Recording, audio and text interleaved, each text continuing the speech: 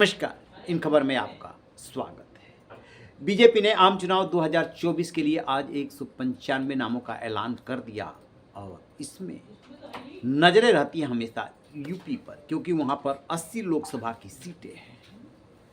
प्रधानमंत्री नरेंद्र मोदी पिछली दो बार की तरह इस बार भी वाराणसी से ही चुनाव लड़ेंगे। वैसे ही राजनाथ सिंह लखनऊ से चुनाव लड़ेंगे और तमाम सारे दिग्गजों को टिकट का ऐलान हुआ है।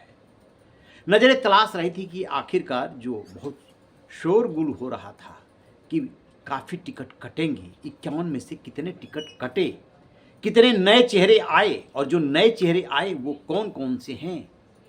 तो आपको बता दें कि 4 नए चेहरे आए हैं। जौनपुर बीजेपी जीत नहीं पाई, उस पर उसकी नज़र रहती है।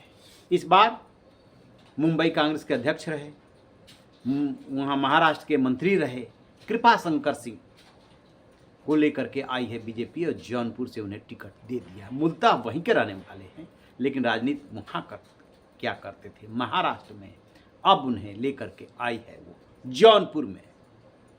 बात करें यदि श्रावस्ती की, तो वहाँ से साकेत मिश्र को टिकट दिया गया है। ये साकेत मिश्र कौन है? तो नृपेंद्र मिश्र आपको याद है ना, जब पहली बार 2014 में नरेंद्र मोदी गुजरात से आए और प्रधानमंत्री बने, तब उनके जो प्रमुख सलाहकार रहे, प्रमुख सचिव रहे, सब कुछ उनके जो थे वो थे नृपेंद्र मिश्र, जो इस समय राम जन्मभूमि तीर्थ क्षेत्र ट्रस्ट में महत्वपूर्ण भूमिका अदा कर रहे हैं। उन्हीं के बेटे हैं साकेत मिश्र। बाहर से पढ़े लिखे हैं, लेकिन राजनीति में भी रुचि रखते हैं। रहने वाले हैं देवरिया के, लेकिन ननिहाल से उन्होंने राजनीति की शुरुआत की है। पहले भी वो दावेदार रहे हैं, लेकिन उनका वो चुनाव नहीं लड़ पाए, टिकट नहीं मिल पाया। लेकिन इस बार श्रावस्ती से उन्हें टिकट मिल गया है। और भी 2 नाम बड़े हैं, चौंकाने वाले हैं। अंबेडकर नगर वाले रितेश पांडे, जो बसपा के सांसद हुआ करते हैं, वो पाला बदल करके बीजेपी में पहुंचे हैं और उनको तत्काल बीजेपी ने अंबेडकर नगर से टिकट दे दिया है।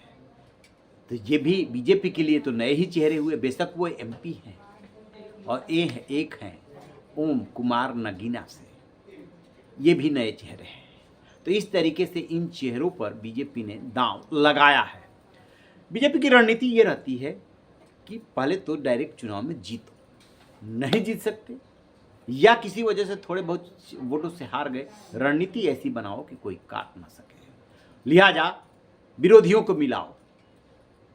तो अंबेडकर नगर में रितेश पांडे को इसी रणनीति के तहत, कृपा शंकर सिंह को जौनपुर में इसी रणनीति के तहत, क्योंकि जौनपुर में धनंजय सिंह बहुत जोर लगाते हैं किसी तरीके से मिल जाए टिकट, लेकिन उनको बीजेपी अपने साथ रख नहीं सकती।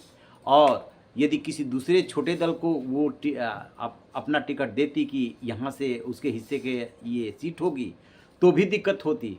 लिहाजा उसने कृपा शंकर सिंह को उतार करके अपना एक तरह से दांव लगाया है, सबसे बड़ा दांव लगाया है। देखने वाली बात यह है कि कृपा शंकर सिंह भी अब बूढ़े हो चले हैं, ये दांव उसका कितना सक्सेस रहता है।